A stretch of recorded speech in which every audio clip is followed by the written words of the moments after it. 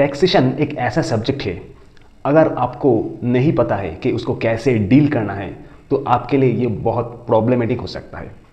तो देखो, how to master taxation, तो ध्यान से सुनना। Number first point is understand the concept. ज़्यादातर स्टूडेंट के केस में प्रॉब्लम यही होता है, without understanding the provision and concept they directly jump into the sums. पहले कॉन्सेप्ट को समझो, हर एक प्रोविजन के पीछे लॉजिक को समझो, उसके बाद ही आप सम्स करो, फिर आपका बेस सही होगा। फॉर एग्जाम्पल, एक वैकेंट लैंड है, यानी कि खाली ज़मीन है और उससे आपको इनकम हो रहा है लेट आउट करके। तो क्या ये इनकम फ्रॉम हाउस प्रॉपर्टी में जाएगा?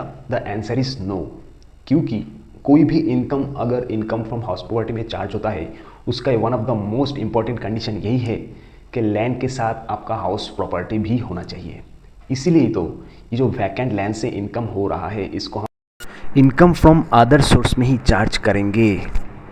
Number second one, link with practical life example. तो टैक्स का जब प्रोविजन या फिर सम्स कर रहे हैं, उसको हम प्रैक्टिकल लाइफ के एग्जाम्पल के साथ लिंक कर सकते हैं। फॉर एग्जाम्पल, सपोज आपका बर्थडे है और आपको 50 लाख रुपीज़ गिफ्ट मिला है ड्यूरिंग द बर्थडे। तो क्या ये इनकम एग्जेम्प्ट होगा?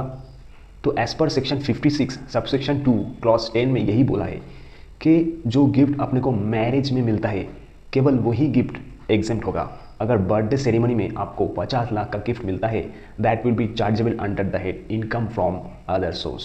तो इस तरीके से अब इसको प्रैक्टिकली समझना है, सिर्फ मगअप नहीं करना है। Number third point, understand how to frame answer. ये भी बहुत ज़्यादा इंपॉर्टेंट चीज़ है। आंसर कैसे फ्रेम करना है? तो पहले प्रोविजन को लिखना है, उसके बाद प्रोविजन को एक्सप्लेन करना है एंड लास्ट में कंक्लूजन देना है। Without understanding and writing and explaining the provision, अगर डायरेक्टली आप आंसर में जंप करोगे तो ऑब्वियसली आपको मार्क्स सही से नहीं मिलेगा। Fourth one, revise regularly. तो पहले तो प्रोविजन कर लिए, उसके बाद सम्स भी प्रैक्टिस कर लिए, लेकिन याद रखना टैक्सेशन एक ऐसा सब्जेक्ट है जिसमें आपको अगर प्रोविजन याद नहीं रहेगा तो आप सम्स नहीं कर पाओगे। फॉर एग्जाम्पल, आपको क्वेश्चन मिला है कि एक इंडिविजुअल रेसिडेंट है या फिर नॉन रेसिडेंट है, तो अगर आपको प्रोविजन ही याद नहीं रहेगा तो आप उसका आंसर कैसे करोगे? तो ध्यान रखना, टैक्सेशन एक ऐसा सब्जेक्ट है जिसमें आपको थ्योरी भी पढ़ना है और सम्स भी सॉल्व करना है। ये चीज़ अगर आपको समझ में आ गया तो सही ढंग से आप इसको डील कर सकते हैं। And number fifth one, solve the past papers. Past paper क्यों सॉल्व करना है?